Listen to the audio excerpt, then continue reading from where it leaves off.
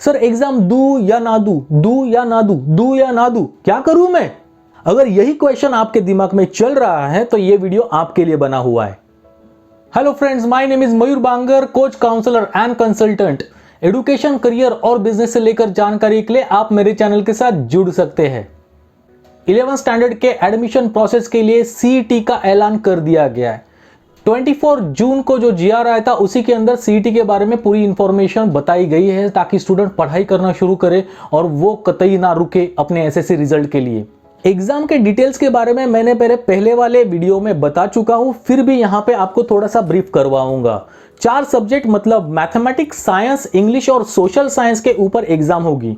25 mark हर एक section को होंगे, मतलब टोटल 100 मार्क की एग्जाम रहने वाली है। इस एग्जाम का टाइम ड्यूरेशन रहेगा 2 आवर्स। ऑफलाइन ये एग्जाम लेने की कोशिश की जाएगी। ये एग्जाम में आप जैसे परफॉर्म करते हो उसके हिसाब से आपको स्कोर मिलने वाले हैं। ये स्कोर और ये एग्जाम आपको एलिजिबल करवाएगी आपको फर्स्ट प्रायोरिटी एडमिशंस देने के लिए, ताकि जब भी ऑनलाइन प्रोसेस ऑफ एडमिशन शुरू हो जाए एग्जाम देने वाले बच्चों के लिए फर्स्ट प्रायोरिटी मिलेगी। जिन्होंने एग्जाम नहीं दी और बहुत बेहतरीन स्कोर भी आ चुका है उनको सेकेंड प्रायोरिटी मिलने वाली है। जैसे मैंने लास्ट टाइम बताया था कि जीआर में मेंशन किया गया है कि महाराष्ट्र स्टेट के स्टूडेंट जो है जिन्होंने पहले ही एग्जाम की फीस, बोर्ड की फीस देके रखी थी, उन्हें कोई शुल्क मतलब कोई फीस नहीं देनी। आईसीएसई, सीबीएसई, आईबी यहां से आने वाले स्टूडेंट को एक्स्ट्रा फीस देनी पड़ेगी, वो बोर्ड बाद में बताएगा। दोस्तों, जैसे मैंने बताया था कि आपका रिजल्ट एसएससी का इंटरनल असेसमेंट के साथ 15 जुलाई तक गवर्नमेंट ने बोला है कि वो आ जाएगा। तब तक हम लोग वेट करें या फिर सीईटी की पढ़ाई चालू करें, इसके बारे में आज पूरी बात होने वाली है। वीडियो थोड़ा लंबा हो जाएगा लेकिन आप इसे अंत तक देखना, आपको बहुत सारी इंफॉर्मेशन यहां पे एक वीडियो में ही मिलने वाली है। सर अगर मैंने सीईटी एग्जामिनेशन नहीं दी तो, सिर्फ मैंने एसएससी के स्कोर के ऊपर एडमिशन लिया तो, इन सारे क्वेश्चनों के आंसर्स मैं आपको इस वीडियो में देने वाला हूं।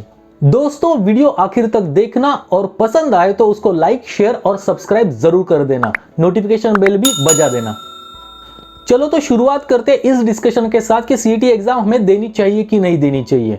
फ्रेंड्स, अगर मैं आपको बोलना चाहूंगा तो सीईटी एग्जाम आप जरूर दें, क्योंकि गवर्नमेंट के जीआर में बोला गया है कि जो भी बच्चे सीईटी एग्जाम देंगे उनको फर्स्ट प्रायोरिटी मिलेगी एडमिशन में। इसका मतलब आपको कितने मार्क्स आते हैं उससे नहीं, आप एग्जाम दे रहे हो इससे आपकी एलिजिबिलिटी आ जाती है। मुझे बहुत सारे स्टूडेंट और पेरेंट फोन करके पूछ रहे, मैसेज करके पूछ रहे कि सर इस एग्जाम में मेरा बच्चा फेल हो गया तो। दोस्तों, ऐसे कुछ नहीं होने वाला, फेल नहीं होता। यहां पे आपको स्कोर आते हैं और ज्यादा से ज्यादा परसेंटाइल आ जाएंगे, क्योंकि ये 12th में सीईटी एग्जामिनेशन, जेडब्ल्यू एग्जामिनेशन, एनडब्ल्यूटी मतलब नीट एग्जामिनेशन हमेशा ही होती आई है। सर ये प्रायोरिटी होती क्या है? ऐसे इमेजिन करना कि एक बस रुकी हुई है आपको अंदर जाने के लिए, आप क्यू में हो, उसमें ही ऐसे बच्चों की क्यू अलग कर दी जाती है जिन्होंने सीईटी एग्जाम दी हुई है। सोचना वो बस आपके कॉलेज का एडमिशन है। पहले जो बच्चे अंदर जाएंगे तो उनको उनके मुताबिक उनको जो चाहिए वो सीटें उनको मिल जाएंगी।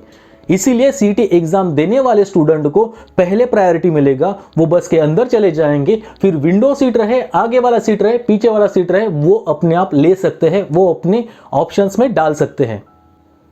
जो बच्चे सीईटी एग्जाम नहीं देंगे वो सेकेंड प्रायोरिटी पे अंदर चले जाएंगे। इसका मतलब प्रायोरिटी वाले सीईटी एग्जाम देने वाले बच्चे पहले अंदर जाएंगे, वो सीटें लेंगे और फिर जो बचेंगी वही सीटें आपको मिलेगी।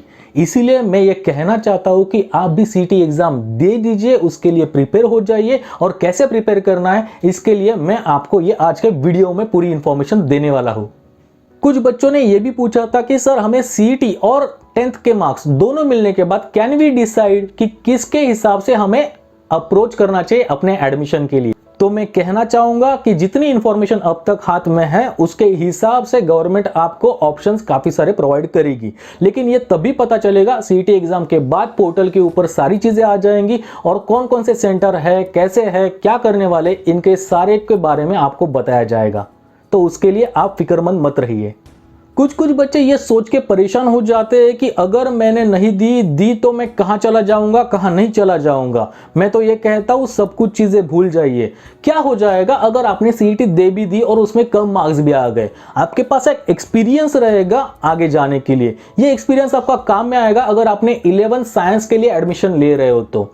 12 साइंस के बाद आपको JEE joint entrance exam, NEET NEET exam medical के लिए जो होती है, या फिर MST CT एग्जामिनेशन फार्मेसी या एग्रीकल्चर के लिए भी जो होती है, उसका एक हैंड्स ऑन एक्सपीरियंस आपके साथ होगा। कोई टाइम वेस्ट नहीं होगा। जितना नॉलेज आज आप गेन करोगे वो आपको आगे जाके काम में आने वाला है, वो आपके साथ ही रहने वाला है। इस पॉजिटिव एटीट्यूड के साथ ये आप एग्जाम के लिए अपीयर करना और प्रिपेयर करना। बोर्ड के रिजल्ट कुछ भी आ जाए, लेकिन सीईटी के साथ आपको फर्स्ट प्रायोरिटी मिलने वाली है। इसीलिए मेरा ये अपील रहेगा कि आप सीईटी के लिए प्रिपरेशन चालू कर दीजिए। अपने दिमाग से वो सारी चीजें हटा दीजिए कि अगर मगर क्या, कुछ नहीं। सीईटी के लिए फोकस करिए और बाद में जाके ऑप्शंस के लिए ट्राई करिए। कुछ और चीजें मैं बोलना चाहूंगा। Stop thinking, start doing. Procrastination सबसे ज्यादा खतरनाक होता है कि हम लोग एक चीज को आगे आगे ढकेलते रहे। मैं जानता हूं बहुत सारे बच्चे और नॉर्मल ह्यूमन बीइंग की आदत है कि जो भी काम हाथ में है उसको थोड़ा सा आगे ढकेले। आज नहीं तो कल कर, कल करे सो परसों, परसों नहीं तो कभी नहीं कर। ये आपको कंप्लीटली एलिमिनेट करना है और आपको स्टार्ट डूइंग थिंग्स, मतलब शुरुआत करनी है। Well begun is half done इसे कहा जाता है। एक बार आपका प्लान हो चुका है कि मैं एग्जाम देने वाला हूं, तो उसके अंदर आपको थोड़ा प्रिपरेशन की जरूरत पड़ेगी। आपने जो भी मटेरियल आज तक अपने 10th स्टैंडर्ड में स्टडी के लिए यूज किया था उसको आपको गैदर करना होगा। मुझे भी पता है ये बहुत डिफिकल्ट होने वाला है आपको, क्योंकि 2 महीने 3 महीने से आपने उन बुक्स को, उन नोटबुक्स को या फिर टेक्स्ट बुक को देखा भी नहीं होगा। दोस्तों, यही मटेरियल आपको ऑर्गेनाइज करना है, इकट्ठा लेके आना है, और हर एक मटेरियल क्या है, कैसे है, वो 4 सब्जेक्ट में से है कि नहीं, और उसके अंदर सारा वो कंटेंट अवेलेबल है जो ट्रेनिंग के टाइम पे, टीचिंग के टाइम पे आपको पढ़ाया था। इसका आप ध्यान रखिए। जैसे ही आप मटेरियल इकट्ठा करना चालू कर देंगे तो 4 सब्जेक्ट आपके लिए इंपॉर्टेंट है इस एग्जाम के लिए। वो कौन से हैं? Mathematics, science, English and social sciences. In 4 subject का आप इकट्ठा करके मटेरियल उसको ऑर्गेनाइज करके अपने साथ रख सकते हो। ये आपका बेसिक प्रिपरेशन रहेगा, पहला प्रिपरेशन रहेगा। जिन बच्चों के पास अभी मटेरियल भी अवेलेबल नहीं है उनके पास भी सुनहरा मौका है। फिलहाल मटेरियल अपने दोस्तों के पास जाके आप जेरोक्स करवा सकते हैं, PDF के ऊपर मंगा सकते हो या फिर मार्केट से खरीद सकते हो। जितना जल्द आप चालू करेंगे काम करने के लिए उतना ज्यादा अच्छा रहेगा। याद रखिए, आपको 8 से 9 सब्जेक्ट नहीं करने, आपको 4 ही सब्जेक्ट करने। यह आपके लिए पॉजिटिव पॉइंट रहना चाहिए, एक मोटिवेटिंग पॉइंट रहना चाहिए। एक बार आपने सारा मटेरियल इकट्ठा कर लिया तो उसके बाद स्टेप नंबर 2 चालू हो जाता है। रिडक्शन सिलेबस के बारे में आपको मालूम ही रहेगा कि कुछ सिलेबस गवर्नमेंट ने कम कर दिया था। हम लोग क्या करेंगे, इस GR में मेंशन नहीं किया गया है कि यहां पे रिडक्शन सिलेबस होगा या कंप्लीट सिलेबस होगा, लेकिन keeping this in priority and as a strategy we will first do the reduction वाला सिलेबस, मतलब जो गवर्नमेंट ने रखा था बोर्ड एग्जाम के लिए, वो हम लोग पहले फिनिश करेंगे। रिडक्शन सिलेबस लेने के बाद अपने नोटबुक के ऊपर और अपने टेक्स्ट बुक के ऊपर उसका मार्किंग बकायदा कर लीजिए कि कौन सा सिलेबस मुझे करना है, कौन सा पार्ट करना है, कौन सा नहीं करना है, क्योंकि आपके पास टाइम कम है। जैसे ही गवर्नमेंट ने बोला है कि 15 जुलाई तक आपके बोर्ड के, मतलब SSC के इंटरनल असेसमेंट के साथ रिजल्ट आ जाएंगे, और जुलाई एंड या अगस्त फर्स्ट वीक में आपको CET एग्जामिनेशन के लिए प्रिपेयर होना है। इसीलिए आपके पास टाइम कम है और काम ज्यादा। टेंशन की कोई बात नहीं है, आप रिडक्शन सिलेबस बकायदा लेके रखिए, रिडक्शन सिलेबस के ऊपर काम करना शुरू कर दीजिए। एक बार रिडक्शन सिलेबस की मार्किंग खत्म होगी, फिर प्रिपरेशन करना आप चालू कर सकते हो। जिस स्टूडेंट ने, जिस बच्चे ने ये पहले ही कर चुके हैं, तो उनके लिए आधा काम तो अभी तक खत्म हो गया है। अगर इस रिडक्शन सिलेबस के बारे में आपको कतई कुछ मालूम नहीं है तो आप डिस्क्रिप्शन में जाके उसको डाउनलोड करके ले सकते हैं और वहां से अपना पढ़ाई चालू कर सकते हैं। रिडक्शन सिलेबस की मार्किंग होने के बाद नेक्स्ट पड़ाव आता है कि आप अपना प्लान रेडी करके रखिए।